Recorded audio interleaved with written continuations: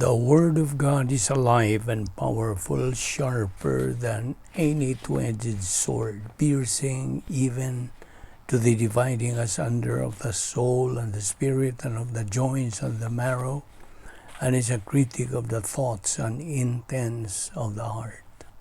All Scripture is God-breathed and is profitable for doctrine, for reproof, for correction, for instruction in righteousness, that the man of God might be mature, thoroughly furnished unto all good works.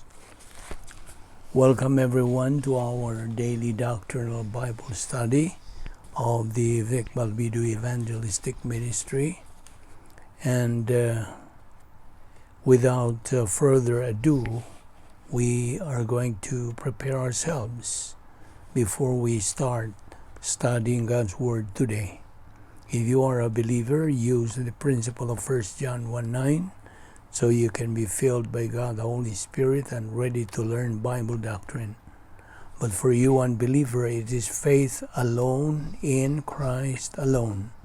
Acts 4:12 says, "Neither is there salvation on any other under heaven given among men whereby we must be saved.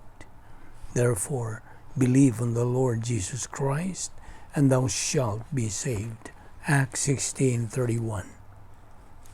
Now, we will start our discussion. This is still the subject which is entitled Evangelism. First of all, God's Word opens up in Genesis by saying, "In the beginning, God." Now, where did God come from? I don't know. But God's Word further said, God exists from everlasting to everlasting. We don't know how He exists. And in fact, nobody, no person on earth can prove the existence of God. But we do believe that God does exist. We cannot put God on a test tube.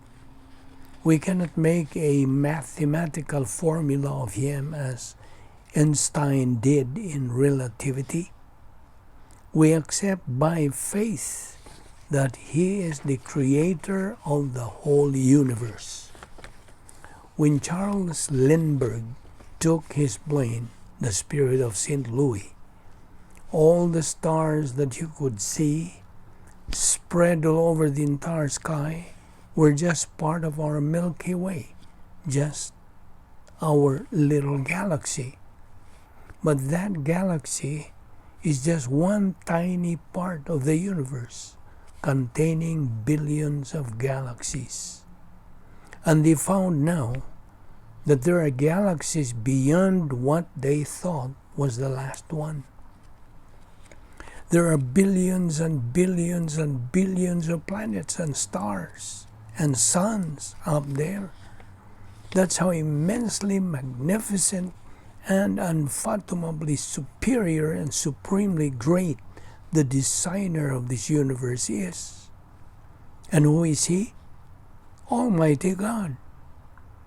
Now, do you want to know more about Him? Know as to who and what He is? More than that, do you want to have a personal relationship with Him? Then study His Word, and He will teach you how to be saved. First and foremost is to know who Jesus Christ is. And once you know who He is, God's Word says, believe on the Lord Jesus Christ, and you will be saved. Acts 16:31.